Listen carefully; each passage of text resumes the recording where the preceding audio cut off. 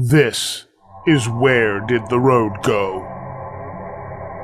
Our aim is to explore the fringe, to be true skeptics and question openly, to investigate the paranormal, bring light to the dark corners of history, and give a voice to the shunned of science.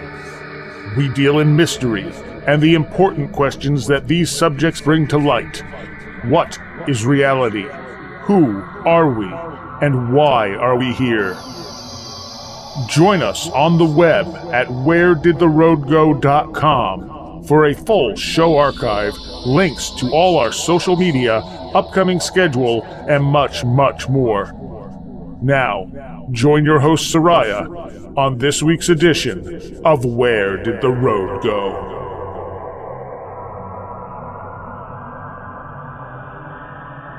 Welcome to this edition of Where Did the Road Go?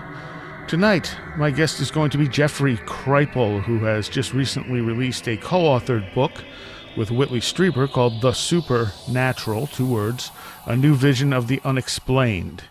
And I can say that this book is fantastic. It is exactly what this sort of UFO field needs. It doesn't just encompass the UFO field, and I think that's one of the things that's important about it. It gives us a new way of sorting through the data and looking at its interconnections, as well as a new way of processing reality and consciousness. He uses Whitley Strieber's experiences as a guideline for that. And it's an absolutely fantastic book. So this is going to be a 2-part interview. Next week we'll air part 2, but it's all pre-recorded, so if you are a patron, you will get the second part right away, so you can listen to the whole thing. After this, I have a lot of interesting people planned coming on in the next couple of months. Some returning guests and some brand new guests. I don't want to say anything because I don't want to jinx anything, but it should be really, really good. All right. Remember to go like us on Facebook. If you want to become a patron, it's only $3 a month, and you get some extra content. And with interviews like this, you get both parts at once. And let's see. There's a forum on the website. I always forget to mention the forum. It's not being used quite as much as I'd like it to. So go talk to us on the forum. If you have any stories you want to share in any respect, whether they be saying we talked about or not, anything unusual that's ever happened to you. I plan on doing a listener story show at some point here in the next few months, but I need some stories from people. So go to the website. You can email me at stories@wheredidtheroadgo.com. There's a link right on the website for it and under the contact section. All right. So, that's it. Here we go. Part 1 of the interview with Jeffrey Kripal. All right, and I'm here with my co-host, Michael Hughes. Hello, everybody. Tonight. And Jeffrey Kripal, who is the author of a number of pretty astounding books, the latest being The Supernatural, co-authored with Whitley Strieber. And how you doing tonight, Jeff? I'm well. I'm tired, but well. All right. And when did this book come out? February 2nd. Okay. And how's your response been overall to it? The metaphor I always give when I publish a book, it's like throwing a Kleenex off the Grand Canyon. It's nothing. It's like absolutely nothing. And it gets stuck on a limb or a bird gets it, and then it's gone. So that's kind of how this one's been too. It's been frustrating actually, but it's not unusual. That's been my experience with pretty much every book I've written. And then then you get a letter or you get an email or you meet somebody at an event and it turns out people have read it and it is resonating. So that's just what it's like being an author these days, I guess. Mm-hmm. Yeah, I can attest to that.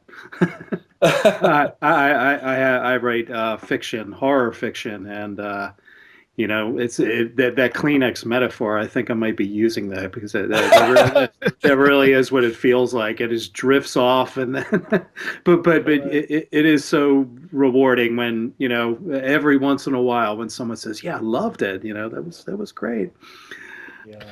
Well, I think this book it's what the UFO field needs, and it doesn't just it goes way beyond the UFO field, but it's really what the UFO field needs to get a kick in the ass to kind of look at things differently and move forward with some kind of plan. Well, that was the intention. The intention of the book, the image that Whitley and I used was, we just wanted to shift the conversation. We didn't want to stop it. We didn't want to, you know, we didn't want to say it's wrong, but we wanted to just kind of shift it in a different direction that might be more productive and certainly a lot more nuanced. Where our sense was is that the conversation is kind of caught in a series of either ors, and we wanted to introduce a both and into the space. Now, why did you choose the name Supernatural? And it's two words, super and natural.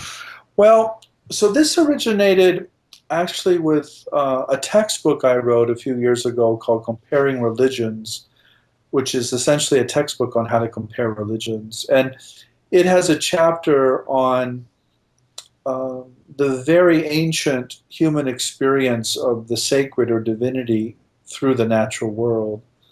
And I coined this expression, the supernatural, three words, to kind of carry this notion that our Western Christian assumption that the divine or the sacred is somehow separate or other or outside the natural world is really it's really a function of Western culture, and it's not part of most religious cultures. And so I wanted to capture that notion of the sacred in and as the natural world. And so I coined this phrase, the supernatural. And Whitley and I thought it both worked very well for what we had been trying to say in our own respective work. I mean, a lot of Whitley's work is essentially arguing the same thing, that these sorts of extraordinary experiences are very much a part of the world we live in. They're not outside of it. And so this phrase seemed to work as a kind of mantra for us. Okay. And you also, you don't really redefine, but you bring back the original meaning of paranormal as well in this. Right. So yes, so this is where one of the things Whitley and I disagree on in the book is Whitley does not like the language of the paranormal because it's sort of been cannibalized, and it refers to things like horror movies today and kind of anti-reason. And what I was trying to do in the book is say, yeah, but if you look at how the word was coined by French scientists around 1900, they essentially meant the supernatural, three words again. They were studying things like poltergeist phenomena, and they were arguing that these are not ghosts, these are not angry spirits, these are somehow expressions of living human beings who are in some kind of emotional or sexual conflict. And poltergeist activity is symbolic and it's expressive of living human beings, not angry ghosts. So they were trying to push this same argument that what we think of as paranormal phenomena are actually quite natural. They're just beyond our present scientific models of what the natural world is. So it's a kind of naturalizing move in essence. And so I like the language of the paranormal. I think it works just fine if you know what it originally meant. Yeah. But Whitley's still a little, he's a writer, and he's very aware about the nuances of words and what they invoke in contemporary readers. And so he's I think, rightly suspicious of the word. Well, it's like the word skeptic. I mean, the way it's thrown around today isn't, Yeah, applicable to its original meaning. right. And so at the end of the day, I'm a professor, and I talk about words and I help people think more clearly. And, we're always very interested in why a word was first coined and what it originally meant, and how it's changed meanings over the years or decades or centuries. And so this is a case where I think it really does matter. And I think when you understand how the paranormal was coined and what it originally meant, it's extremely useful. But it's not necessarily how it's used today. Right. What got you interested in this type of stuff? Well, that's a long story. I'm a historian of religions, which most people would translate as someone who does comparative religion. I was trained to think about religious experiences across cultures and across times and try to figure out what the underlying patterns or mechanisms might be. Um, I never really thought about the paranormal or parapsychology or really any of this stuff until about 10 years ago. I was writing a history of a institute in California called the Esalen Institute, and it's in Big Sur, California. And I was talking to all sorts of people who were involved in that institute or involved in that movement in the 60s and 70s and 80s. And they told me all kinds of stories about things that had happened to them that were certainly impossible by any sort of contemporary scientific or conventional materialist models. But I realized that they were telling me the truth and that these things happened. And I also realized that people like myself in the study of religion didn't talk about them. We had essentially taken them off the table. Mm-hmm. And I found that very curious and really interesting, actually. And I wanted to understand why our ancestors had taken them off the table and how we might put them back on the table again, and how that might change the conversation. So that was about 10 years ago, and I've written, this is really my third book on the topic. The first book I wrote was called Authors of the Impossible, Mm-hmm. and it was really a history, an intellectual history of the paranormal from late 19th century England to contemporary US scene. And then I wrote a book called Mutants and Mystics, which was on science fiction and comic book writers and artists who had paranormal experiences and then turned them into art, essentially. And the last chapter of that book was a study of Whitley Strieber, actually. Mm-hmm. And so I got to know Whitley through that project. And I had proposed to him that we do something together about 2 years ago now. And that's how this book came about. So just through that long circuitous route. And in this book, you do talk about kind of an awakening experience you have with Shakta Tantra. Right. So yeah, everybody always asks me if I've ever had one of these things, and I always hesitate a bit because as I said in this book, I'm a spectacular genius of non-experience. I'm a complete failure. If you're looking for Mr. Paranormal, I'm not it.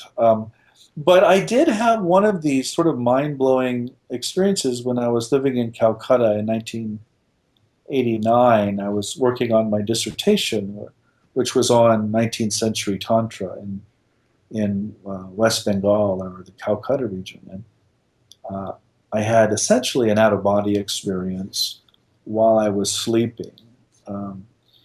And so I write about that in this book, and to try to explain why I'm so sympathetic to Whitley's experiences. Because I think even though that only happened to me once is enough, essentially, to make one deeply sympathetic to people who describe similar sorts of experiences.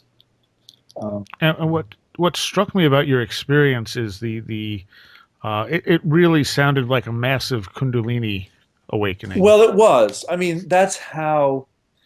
Remember, it's 1989.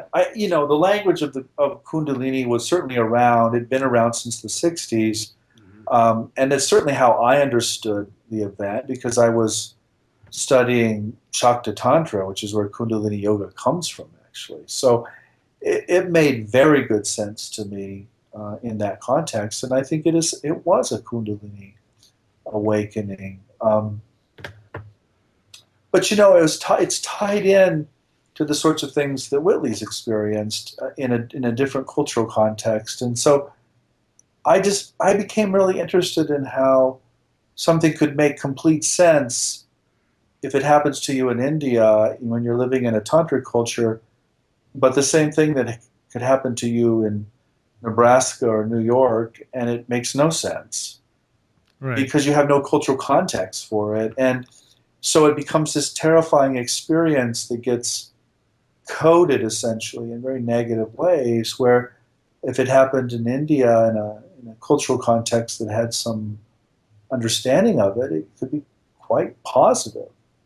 And my experience was terrifying, but it was also extremely positive. I would do it again in a heartbeat, or have it done to me again in a heartbeat, even though it's never happened again. Did you have any after effects from it? Well, I would argue that all of my books are the after effects of that event. I once thought that the purpose of the event was, to help me reproduce it and to have it again. But clearly that wasn't the point of it, because it's never happened again. But looking back, I realized that all of my work really is an attempt to kind of articulate those sorts of energies and that sort of connection, that deep, deep connection between the spiritual life and human sexuality, which was really what the experience was about on some level. And really, most of my work has been about that question for 25 years now. So I think it deeply informed everything I've done, but not in any kind of direct one-to-one way. I mean, I haven't pursued it as a topic, but I've written about other things, and it always seems to come back. So. Okay, and the sexual component is something that's you and Whitley talk about a lot in this book. Yeah. And Whitley opens up a lot about stuff that he'd only kind of hinted at in previous books. A lot of the stuff in this book that Whitley talks about, he talked about in Solving the Communion Enigma, which I know he complained nobody read. Right. Said that's the Kleenex off the Grand Canyon. I read it. I thought it was a fantastic book. I read it too. It was. Yeah.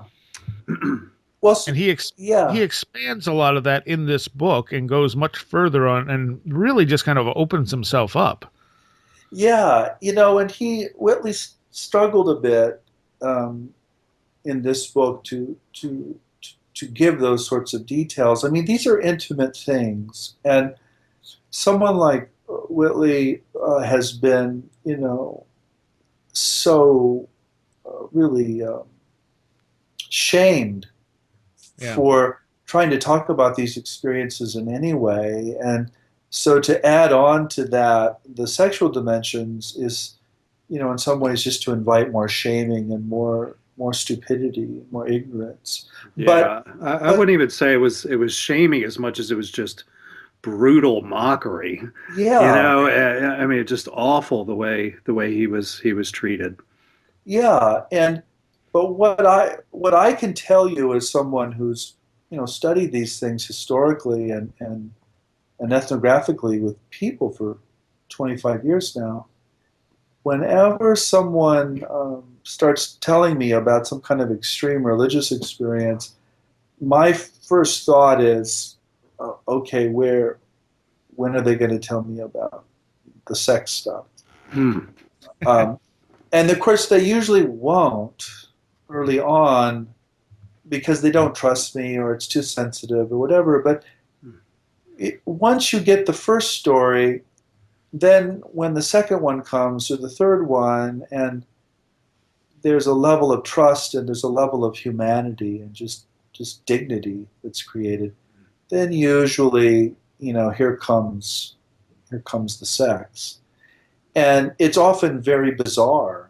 and really out of the ordinary. And of course, that's why they didn't include it in the first or second telling.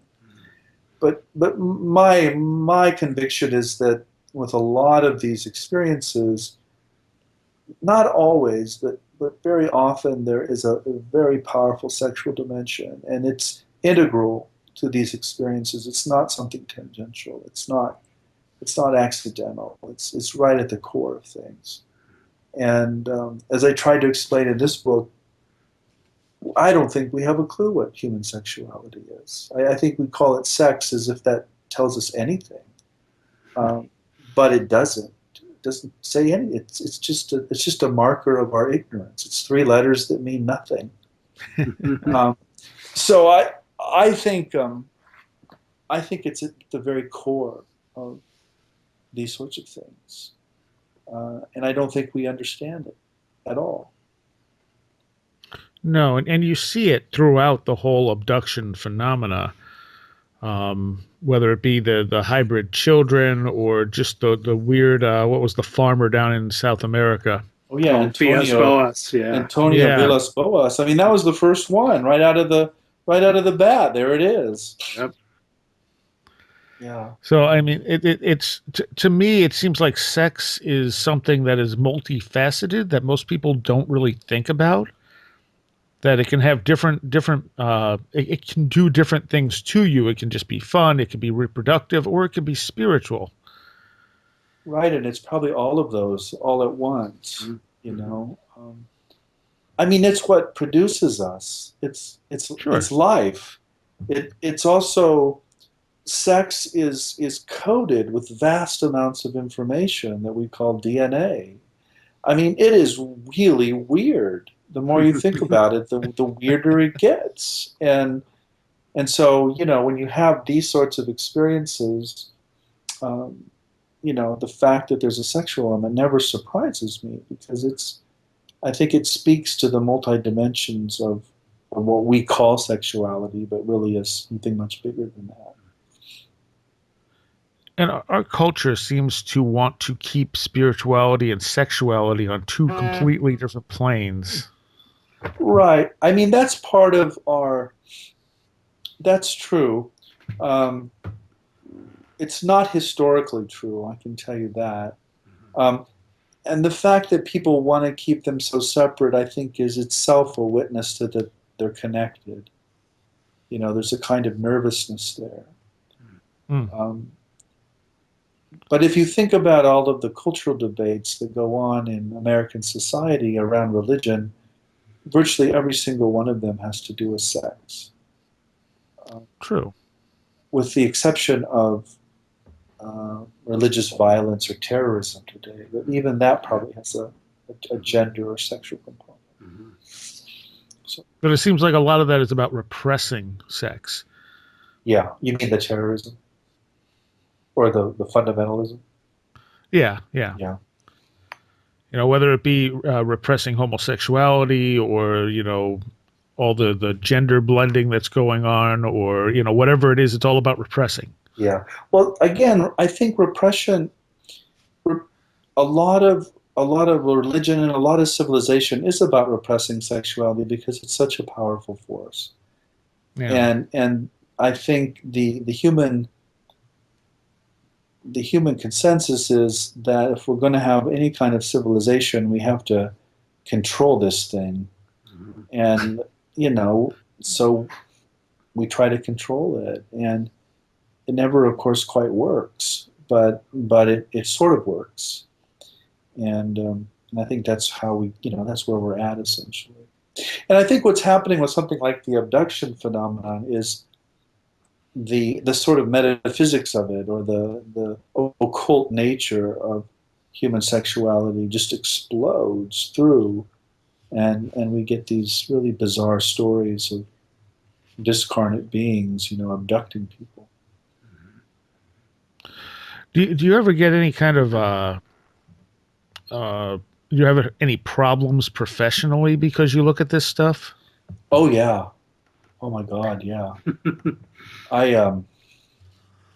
my first book was a book called Collie's Child, and It was about a 19th century Hindu saint named Ramakrishna, and it came out in 1995. And by 1997, there were ban movements in India. There were, hate sites on my person and my work. It was eventually debated in Parliament in India.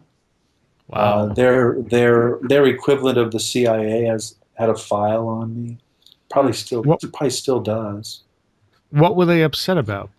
Well, the book took a very honest and very blunt look at the saint's sexuality. I essentially looked at the Bengali texts that recorded his life and teachings, and then I looked at how they were translated into English, and I showed how they left out all of the tantric stuff, or a lot of the tantric stuff. Mm. And much of it was very explicit, and it was very homoerotic. Um, the saint, like many male saints in the history of religions, was homoerotic. Was attracted to young men, and essentially was relating to divinity as a woman, even though he was uh, uh, physically a man. And that, by the way, is completely traditional, both in India and also in the Christian West. That's totally normal. But of course, for modern eyes, that suggests some kind of homoerotic sexual orientation. And so that's what the book was about. It was a very appreciative book. I still think the Saint was amazing, and I loved the Saint. But that kind of open discussion got me in a tremendous amount of trouble. So that wasn't a Kleenex book.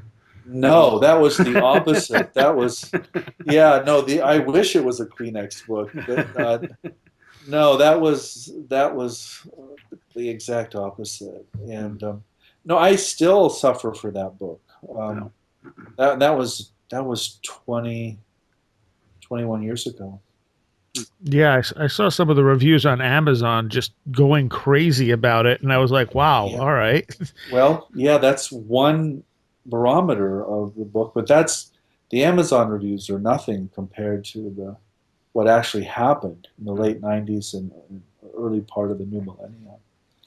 I mean, I was essentially chased out of that field, Wow. and that's, by the way, not unusual in the study of religion. A lot of us are targeted by fundamentalist aspects of the different religions we study. Mm-hmm. And I was just one of a couple dozen scholars targeted by these groups in the '90s and early part of the millennium. What about the paranormal stuff? Do you get kind of a backlash now because you're writing about it? You know, not really. I I get asked that a lot. My sense of that is a couple senses. Depends on what audience you're talking about. In the study of religion, in the professional study of religion, which is where I work and make my bread and butter, everybody knows that I was assaulted for all these years by Hindu fundamentalists for my work on sexuality and mysticism. And so they know that I'm a serious intellectual and that I paid my dues. And I think they sort of they give me a free pass. I think sometimes on this. I think the other thing that happens is when they hear me talk about it or when they read the work, they realize that I'm not suggesting we believe it all literally. I'm trying to forge a different kind of way of thinking about it or talking about it that actually makes a lot of sense to them. Mm. And so scholars tend to actually be very appreciative of it. And they tend to come out of the closet. So like when I give lectures all over the country and in Europe on this material, and inevitably after a lecture, when we go to dinner or something, somebody will pull me aside and say, can I tell you a story? And then I just get one of these crazy ass stories again. Just this just was always there in the room, but would have never been told had I not, stood up there and given this lecture on that topic for an hour.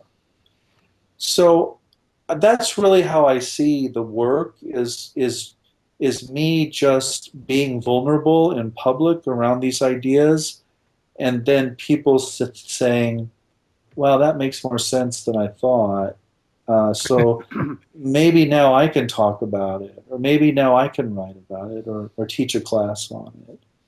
And so that's how a field grows. Actually, is somebody starts to talk about something you're not supposed to talk about, and then more people talk about that person talking about it, and pretty soon there's lots of people talking about it.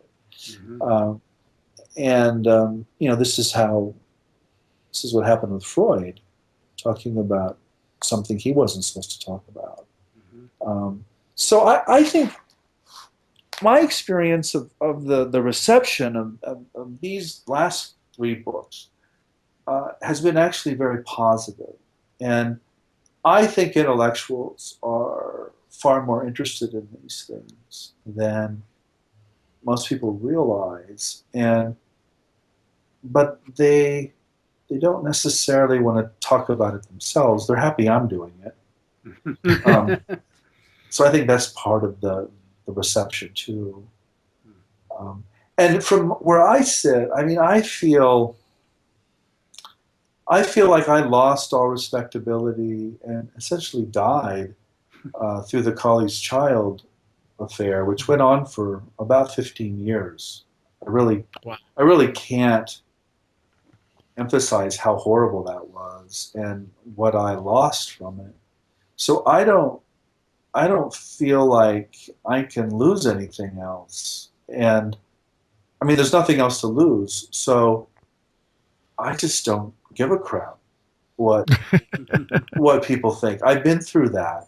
I've watched my person and work be completely misrepresented and hated and distorted for 2 decades. And so when someone's critical of something I wrote about the paranormal, it's like swatting a flea. It doesn't bother me. Do you regret writing Kali's Child at this point? No, I don't, because it's a great book. It's a beautiful book, and what I said in it is true. I don't think I could ever write it again. So I'm glad I wrote it without knowing, how it would be received or not received. It's the kind of thing. It's the kind, people say, I wouldn't want it any other way, but I would never want to do it again. Right. It's that kind of thing.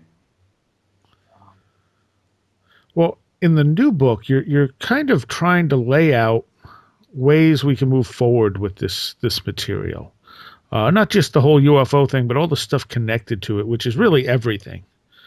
There's no real disconnect here. I mean, everything kind of blends into other stuff, unless you're going to look at it strictly as a extraterrestrial type of thing. When you really look at it, these things connect into different realms of consciousness and other paranormal experiences, and as you said, sexuality and all kinds of other stuff. Let's talk about some of the things and practices you're working with in this book. The first one I think was making the cut, or phenomenology. Right. So phenomenology is sort of a basic method that we use in the study of religion to study people's religious experiences. And what I mean by making the cut, there's a technical term in the study of religion called the epoche, the bracket. You essentially put a bracket around your own beliefs about what reality is and how it works, so that you can appreciate the religious experience on its own terms, how it appears to that person, how it's described, how it affects the body, how it affects the society in which it takes place. In other words, you pay very close attention to all the details, but you hold back on drawing conclusions about what's behind it or what's really going on. The metaphor I use in the book, it's like enjoying a good movie. You know, when you go into a theater and the lights go out and the commercials are finally over, you suspend your judgment about what reality is so that you can enter this amazing story up on the screen. And if you don't suspend your judgment, you know, if your wife or your boyfriend or your girlfriend or something sitting next to you saying, well, that's stupid, that can't happen, that's dumb. Well, it ruins the movie, doesn't it? Because they haven't made the cut. They haven't left their beliefs at the door.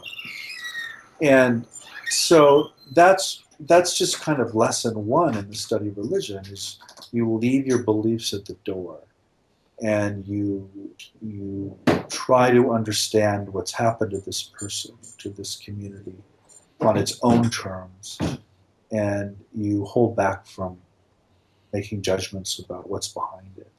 And that's essentially what Whitley does. If you read him carefully, that's what he does over and over and over again. He says, well, this is what I saw, this is how it felt, this is how it affected my family, this is what the neighbor said, but I don't know what's behind it.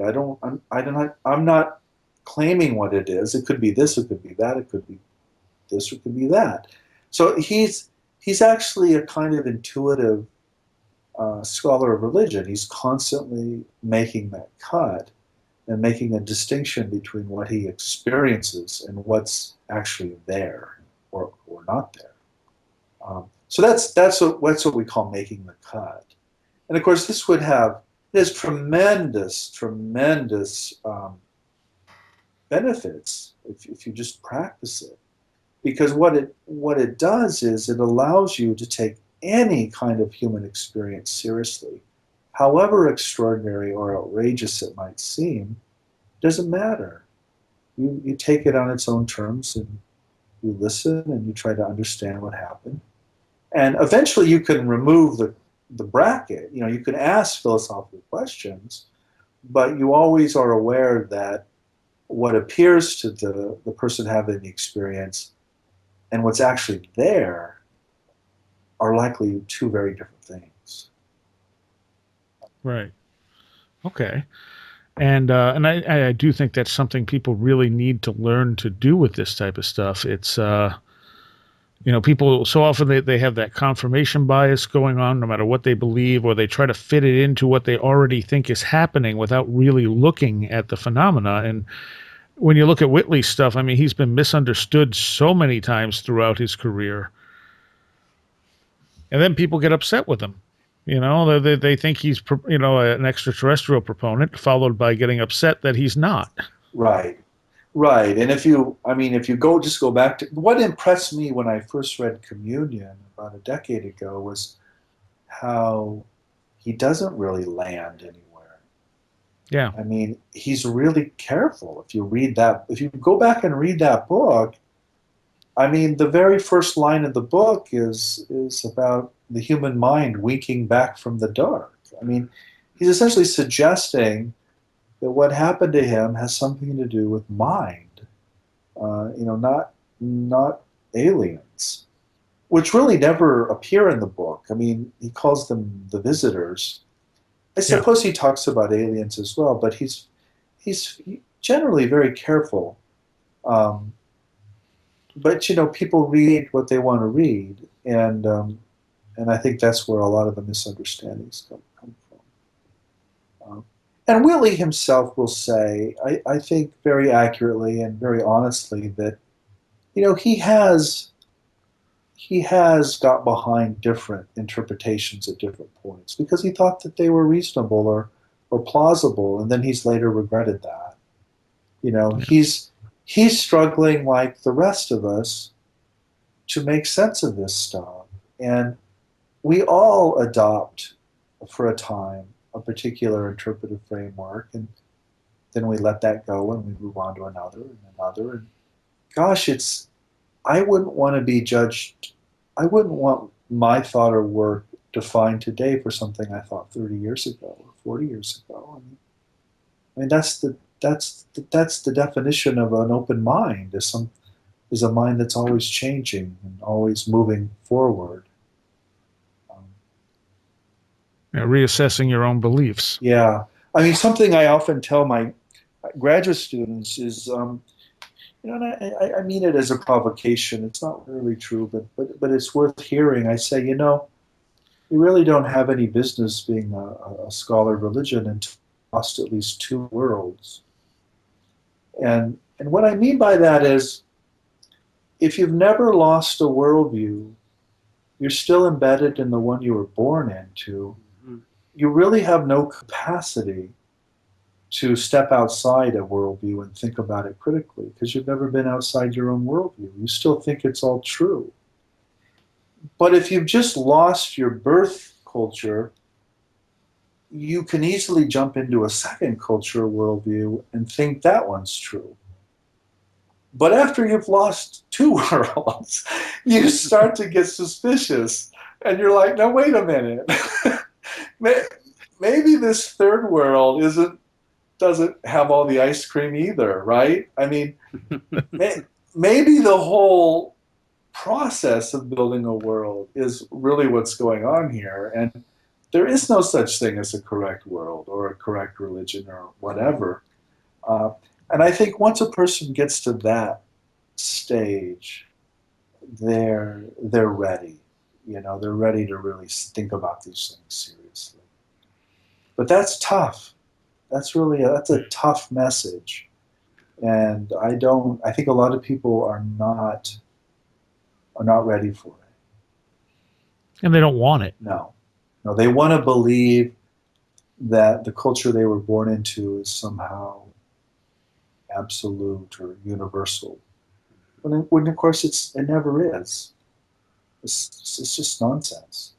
It's just another cultural world. Okay. How about talking a little bit about historical contextualization when it comes to this stuff? Right. So I think that's the second. So how the book works is we go through. I think there are 18 chapters, or I forget the number, but so I essentially list about 8 or 9 tools that one can use to think about these things. Making the cut's one of them. Historical contextualization is another, and this comes right out of the toolbox of historians. When historians work with materials, their first move is always to locate a saying or a figure or an experience in its original historical context. So, I'll give you a simple example from biblical criticism. Take the story of the Good Samaritan. Well, to understand that story, you have to locate it in the historical context, and you have to understand that the Jewish communities essentially despised the Samaritans. The Samaritans were, the outcasts of the day. They were the lowest on the totem pole. And so for Jesus to hold up the Samaritan as the hero of the story, it was essentially to hold up a despised minority group as the hero. So that's what we mean by historical context, is you locate something in its original context to understand how it was originally intended and what it might mean. The reason this is so important with the abduction materials, and particularly with Whitley's experiences, is that what the debunkers like to say is that these experiences are anecdotal. And what they mean by that is they mean that they're one-offs. They mean that they have no context. They can't be replicated. They're just statistical blips. And that if you take reality as a kind of statistical smear, these blips all disappear and things flatten out into the kind of normal reality most of us live in. So the notion or the implication of the anecdote is sort of the linchpin of a lot of the debunking literature around paranormal experiences. But it doesn't really work, because if you look at the history, say, of abductions in the 20th century in the Hudson Valley region, which is where Whitley's took place originally, what you discover almost instantly is that there were actually thousands and thousands of these things that were happening for a century before Whitley's took place. So Whitley's experiences was not anecdotal at all. It fit into a much larger historical context. It actually makes a lot of sense in that larger context. And if then you place those abduction experiences in eastern or central New York in the 20th century, if you place those in the larger context of the history of religions, what you see, of course, is that they're the norm. Yeah. I mean, essentially what religion is about weird beings from the sky descending and fucking with people, essentially, either literally or metaphorically, and doing things to human beings that boggle human beings. So suddenly the abduction literature doesn't look anecdotal at all. It looks, again, totally consistent with what we know about these phenomena across large tracts of time. So that's what I mean by historical contextualization. Is it's really an answer to the debunker's anecdotal mantra. Okay. Why do you think that there are certain areas like upstate New York and the Hudson Valley area that have more experiences than others? Well, so historians of religion argue about this a lot. Upstate New York is an area that historians of American religion call the burned over district. And it's called the burned over district because there was just wave after wave of religious fervor that ran through that part of the country in the 18th and 19th century. And it just created one religious movement after another for centuries. And we don't really understand why. We don't know at the end of the day. And I think the UFO hotspot up there is probably part of that same phenomenon.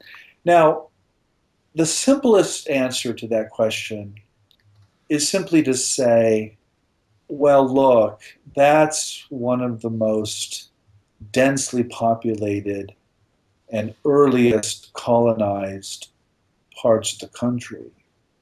And so you would expect the most religious revivals and phenomena to take place where there are the most people and people have been there the longest. It sort of works, but it's actually too weird for that to be the case. I mean, when you really look at the history, it's extraordinary how many esoteric or Gnostic or mystical or spiritual movements exploded in that part of the country over those 2 centuries. Oh yeah, absolutely. The one people mostly know about, the one movement that originated there that most people know about, of course, is Mormonism. Right. But I mean, that's one of 100. So I don't know the answer to that, but we know historically that there's something about that area of the country that's unusual. Because you also had the whole spiritualist movement that started with Fox Sisters. Oh yeah, yeah. You had. Go ahead. Huh? Go ahead. I'm sorry. Right up to fairly current day stuff with Jane Roberts and the Seth material out of Elmira. Yeah, I mean, the Oneida community was in that part of the country. There were different indigenous or Native American revival movements that were in that part of the country. I mean, it's really extraordinary.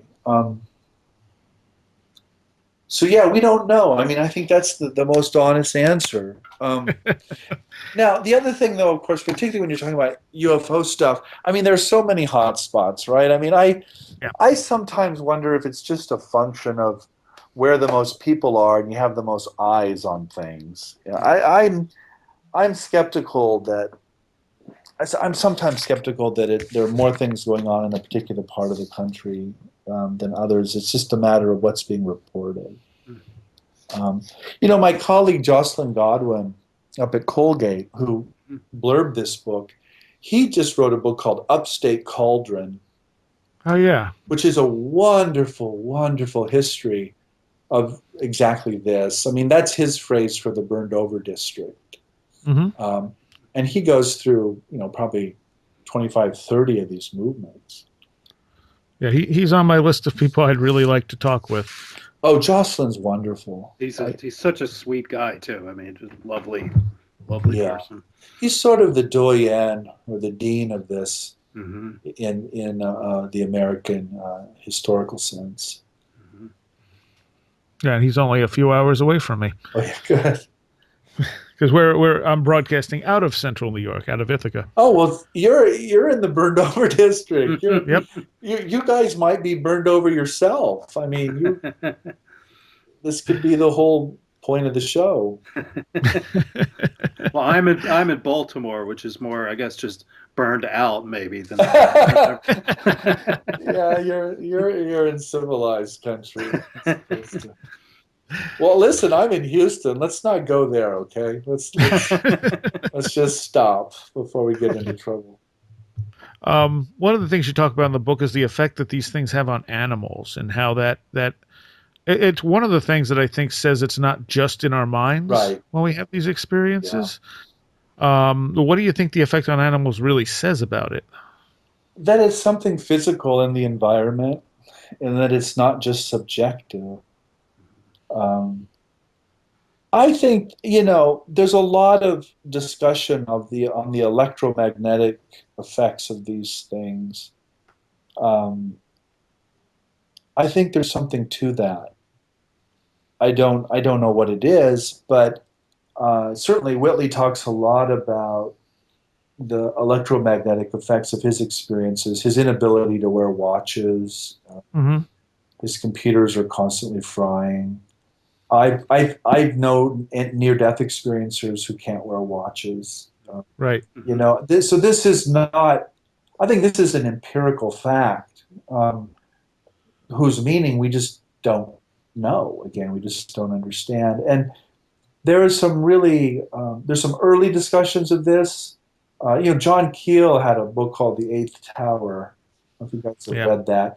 It's fairly eccentric. I wouldn't call it reliable either, but it's typical John Keel. It's brilliant. Mm-hmm.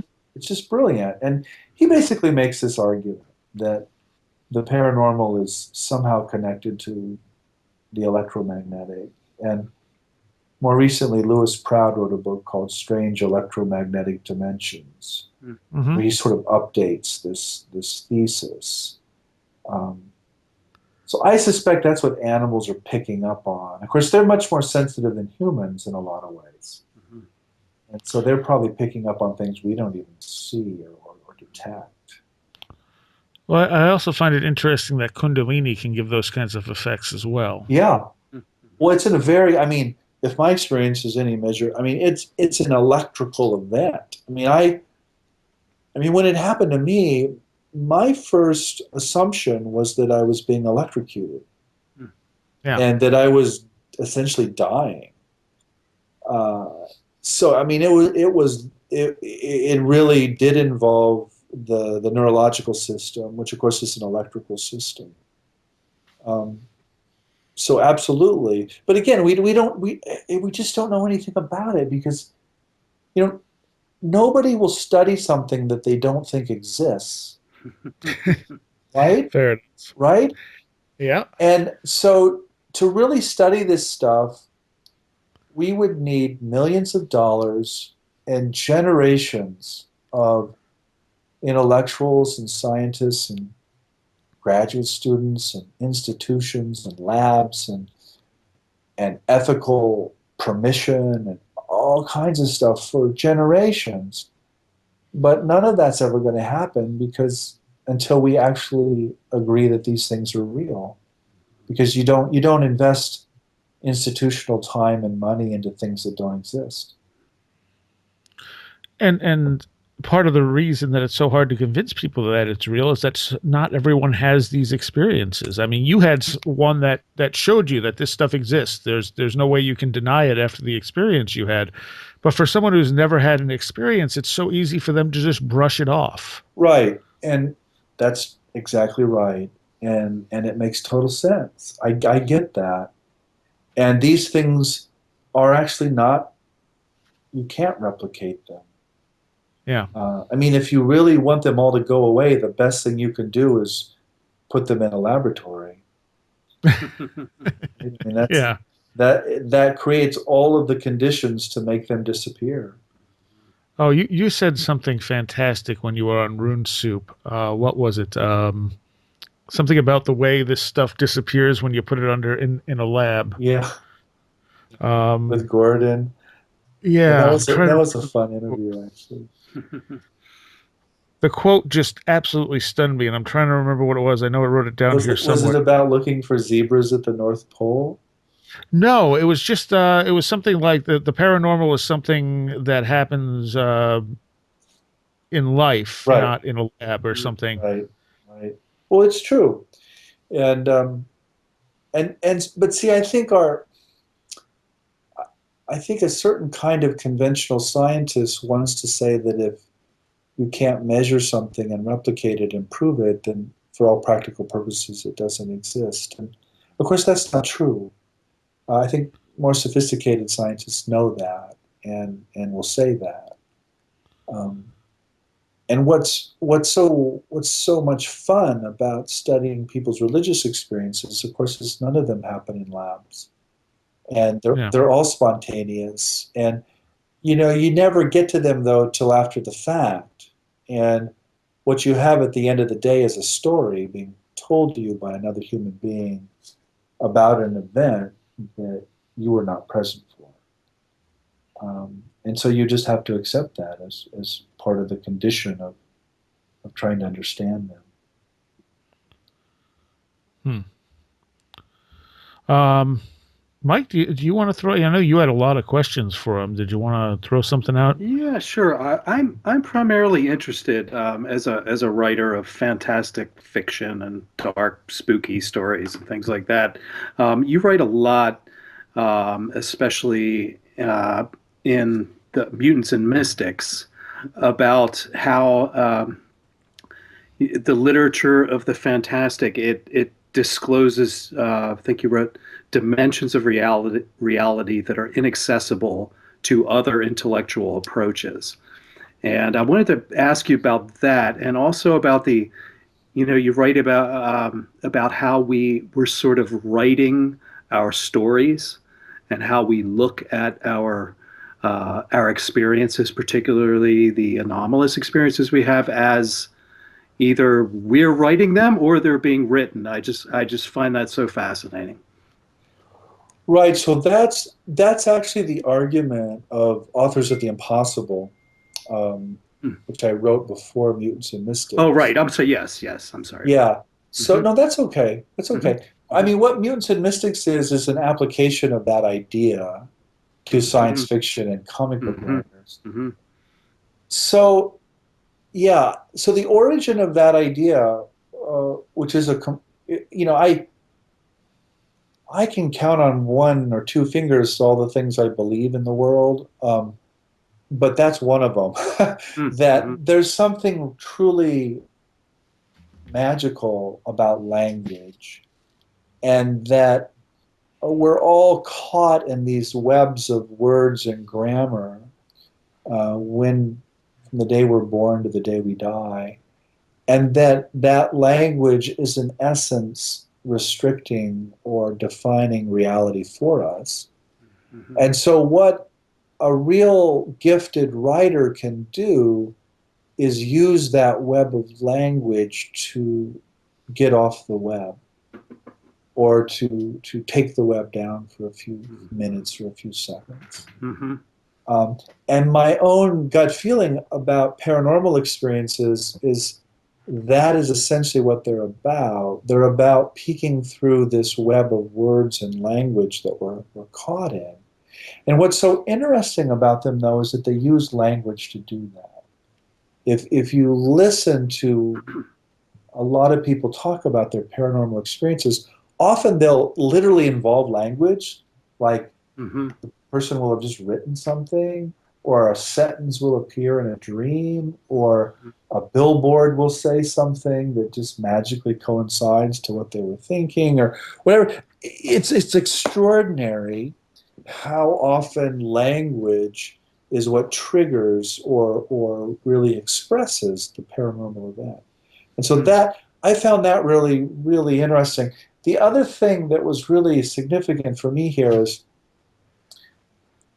I spend a lot of time at the Esalen Institute and symposia with scientists and philosophers and historians talking about these things. And I've listened for countless hours to physicists and neuroscientists talking about the brain and matter and light and all of these wonderful things. But it always struck me that for them, reality is made of numbers at the end of the day. Mm-hmm. I mean, that's really what science is, that at the end of the day, reality is numbers. Even though nobody can tell you what a number is.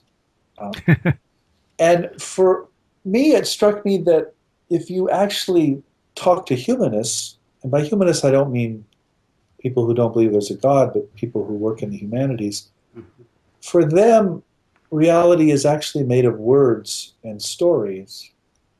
And I just found that to be a really fascinating distinction between a humanist and a scientist. And I think that paranormal experiences have far more to do with story and meaning and words than they do with numbers and measurements and mechanisms. Mm-hmm. And so I was trying to make this argument that, look, if you really want to understand the paranormal, the sciences are great, they can help us, but you're really not going to understand what these events are about until you start asking what they mean and what they intend and what their effect on the person is. Then you can start getting a really good sense of what the paranormal is about. And it turns out the paranormal isn't about mechanisms, it's about meaning. Mm-hmm. And that the way meaning is expressed primarily is through language and through words. And so that's kind of, those are sort of the ideas I kept orbiting around with the authors of the Impossible book. And then what I found with the Mutants and Mystics book, that if you look at the comic book world or you look at the science fiction world, it's extraordinary that some of the most gifted writers are precisely those writers who have had some kind of paranormal opening. Mm-hmm. And they take that event and they turn it into more writing. And so you have some paranormal event around writing, and then it produces more writing. And so there's something about writing that I find, frankly, paranormal, Mm-hmm. Or potentially paranormal. Of course, Mm-hmm. a lot of writing isn't paranormal, but Mm-hmm. it can be, can be. So I There's don't know. Yeah, that's probably enough. Oh, I'm sorry. I was going to say there's a Stephen King's book on writing. I Right. don't know if you ever read that, but he's I got this did. great analogy where he talks about the process of writing. He says it's telepathy, and Right. he says, here I am. It's 1999. This book will probably reach you in 2002, and I'm sitting here, and but we're talking. Yeah. We're Yeah. having a conversation across time and space, Mm. just me and you. And I mean, we take such a profound experience like that. The communicating via written language, and you also talk about sort of the trance that is part of reading. It's Right. such a unique phenomenon in human behavior that we're looking at these little squiggles on the paper, but it's creating this thing in our mind. And I also thought quite a bit about, I remember when Communion first came out, and Whitley was getting a lot of grief from people who were saying, well, he's a horror writer. This stuff has to, of course he's making this up. He writes horror. Right. Right. And my response to that is, that's probably why it happened to him. I mean,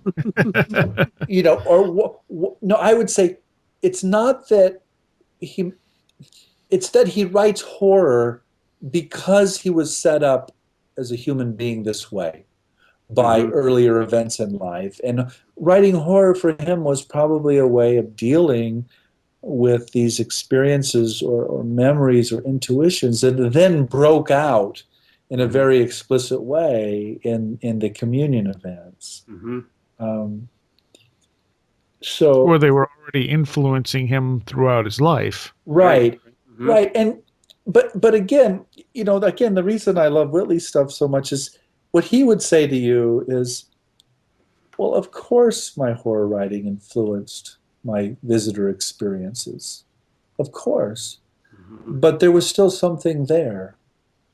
And they were using my imagination and my mind and my life as their material through which they were communicating with me.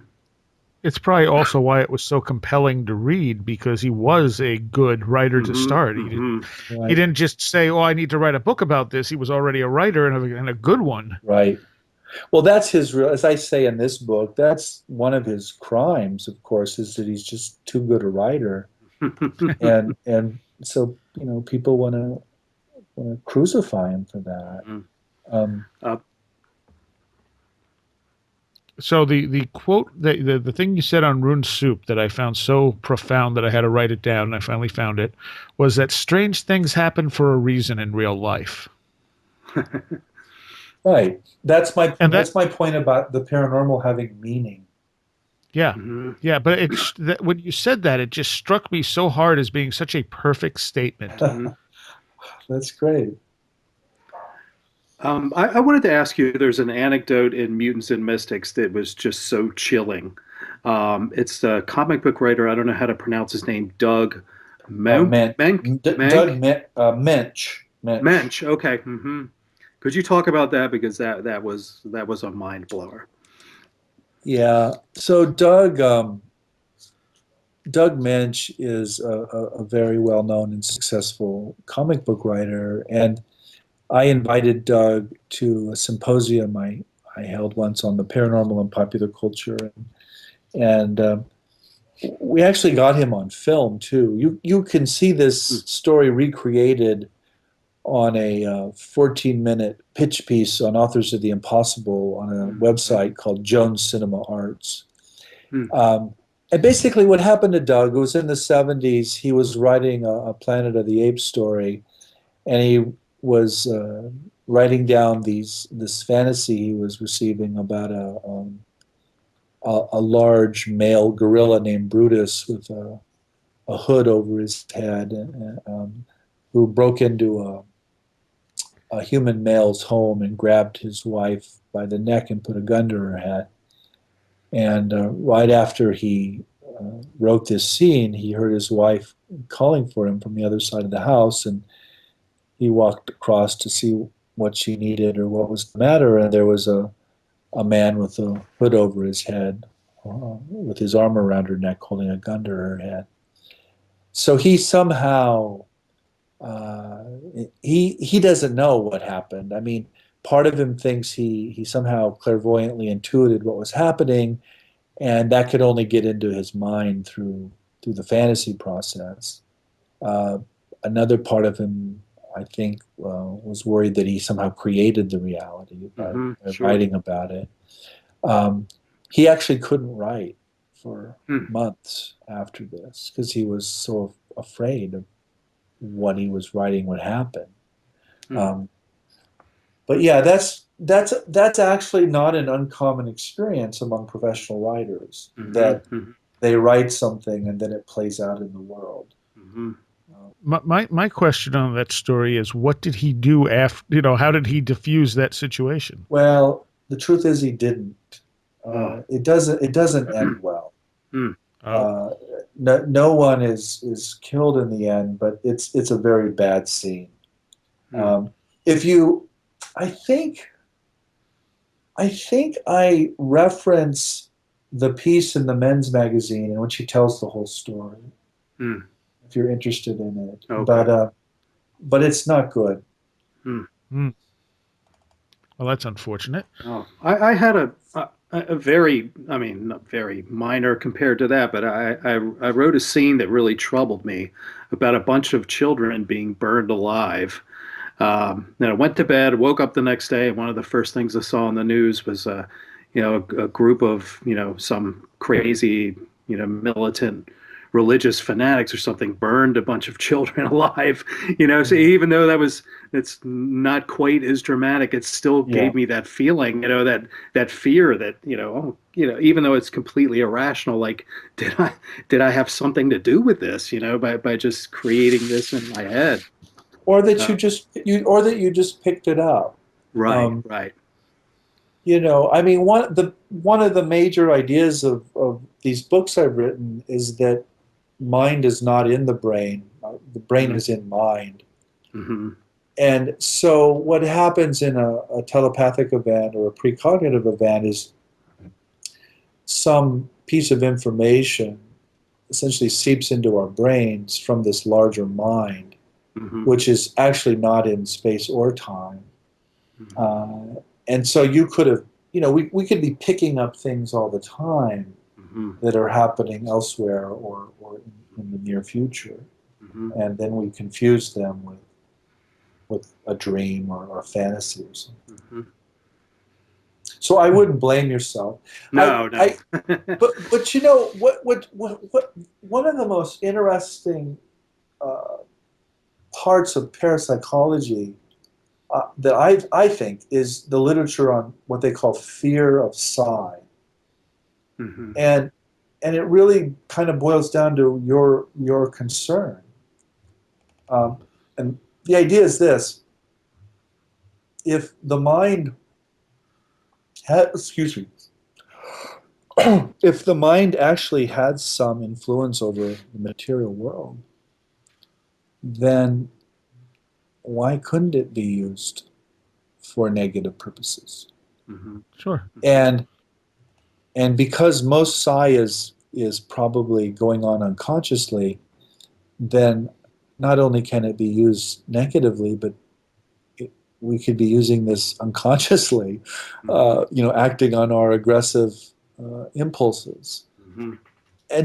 And of course, if you look at essentially what's essentially magic, I mean, mind over matter is just a Mm-hmm. fancy modern way of saying magic. Mm-hmm. If you look at magical practices throughout the history of human culture, a large portion of them are in fact black magical practices. Yep. So there's an understandable kind of reason why we might be afraid of psi, Mm-hmm. and why we do suppress it essentially. So I find that really interesting. Sure. And there were attempts to militarize it, of course, too. I mean. Yeah. All right. Well, that ended on kind of a dark note. Part 2 will be next week. Again, if you're a patron, you'll have it already. And again, the book from Jeffrey, along with Whitley Strieber, is The Supernatural, a new vision of the unexplained. Well worth picking up. And there's a lot more to come in part 2.